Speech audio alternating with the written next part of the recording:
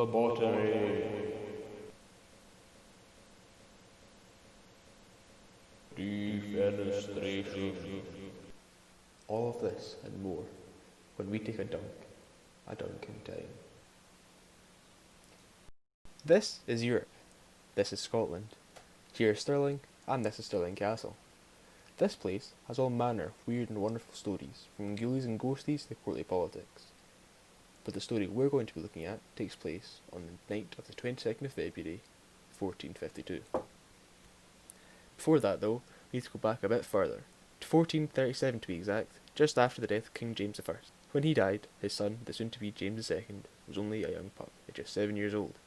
So a council of earls, chamberlains, and courtiers were put together designed to keep the peace until he could fill his dad's shoes.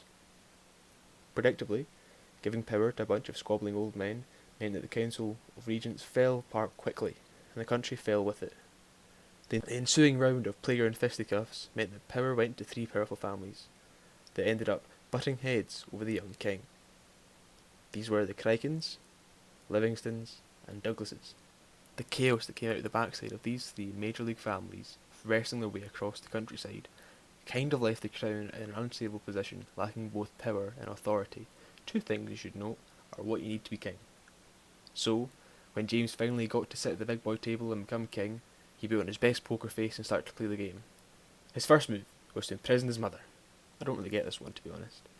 I guess he wanted the spare political points. Second, he called dibs on the lands of Livingston, pretty much bringing it all under direct Stuart rule. This is more like it. With one family down, he only had to set his eyes on the Douglases. You'll note the Crikens had proven themselves to the king in 1440, but that story really deserves its own video. The Douglases, beginning to see the light at the end of the tunnel, began forging new ties and alliances with other influential Scottish lords and chiefs, most notably John MacDonald, the 11th Earl of Ross and Lord of the Isles. With a name like that, God, no wonder James was scared, so he thought of a little plan that would finish up this trouble nice and quickly. Now, the king was pretty unanimously known for his bad temper, mean attitude, and ability to hold a grudge, so it surprised the royal court at Stirling, the king's favourite residence, when they heard they'd be joined by William, the 8th Earl of Douglas, for a night of music, laughter, merriment, and an all-round good time. When the Earl arrived, he was greeted by the king in the banquet hall, and treated to a lovely spread and an open bar. But little did he know this was all a ploy by James to soften him up, and show him the joys of being the king's favourite. All night, the usually stubborn king was like, "Come on, man, break your ties with MacDonald. Come join me in the cool kids club." But it turned out the Earl was just as stubborn as the king. Refusing to go against his own word, he left the hot-headed James with no option other than drawing his dagger and stabbing him 26 times in the chest. Douglas's entourage didn't fare much better either, being dragged out the hall by palace guards and all killed. Now, if being stabbed 26 times didn't put a dampener on Douglas's evening, what happened next definitely would have.